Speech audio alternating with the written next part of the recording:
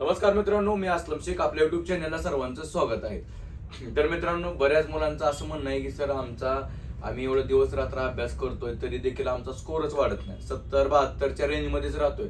सोपा जर पेपर आला तर 75-80च्या आसपास जातो.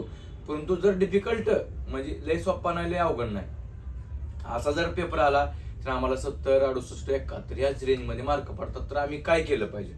तर मित्रांनो, तुमचा स्कोर वाढत नसेल तर फक्त डोक्यात एकच ठेवा की आपला जो पोलीस भरतीचा पेपरचा पॅटर्न आहे तो कुठेच फिक्स नाही. महत्वाचं म्हणजे किंवा 25 मार्काचं व्याकरण येणार आहे, 5 मार्काचं मराठी विज्ञान येणार आहे, 2 मार्क GK येणार आहे, 2 मार्क अर्थशास्त्र येणार आहे, 2 मार्क भूगोल येणार आहे, असा कन्फर्म आपला कुठलाच पॅटर्न नाही.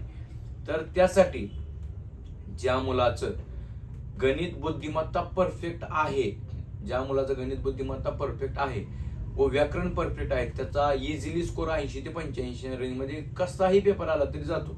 लय सोपा आला तर 95-90च्या आसपास जातोच आणि अवघड आला तर 80-82च्या आसपास राहतोच. त्यासाठी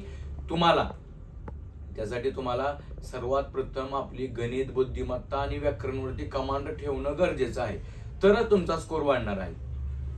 तर आता हे स्कोर वाढवण्यासाठी आपल्याला शिकायचं काय, ही कन्फर्म डेली लेक्चर करणं गरजेचं आहे. लेक्चर केलं तर तुमचं कन्सेप्ट क्लिअर होतील गणिताच्या आणि तुम्हाला ते सोपंच आहे. त्यानंतर मराठी व्याकरण पण खूप सोपं आहे, असं अवघड नाही. तर त्यासाठी मराठी व्याकरण पण करणं गरजेचं आहे.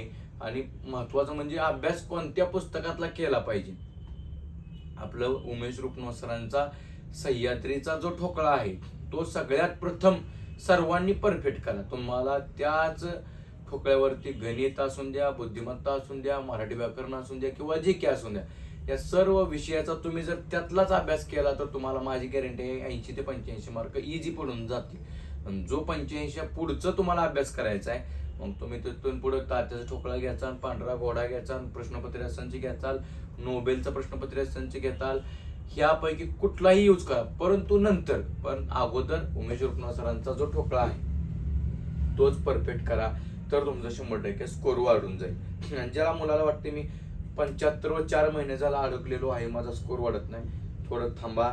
तिथं जे चुकतात टेस्ट सोडल्यानंतर आपलं काय चुकतंय ते पहा व्यवस्थित. या टॉपिकवरती आपले जर टेस्टला मार्क जात आहेत म्हणजे ते टॉपिक क्लिअर करून घ्या, त्या टॉपिकची कन्सेप्ट क्लिअर करून घ्या. 100% तुमचा स्कोर वाढेल. कारण आता ग्राउंडच्या तारखा पडल्यानंतर आपल्याला ज्यावेळेस ग्राउंड संपतं आपलं देऊन येतो आपण, तिथून पुढे फक्त प्रश्नपत्रिकेवर आपण जास्त भर देत असतो.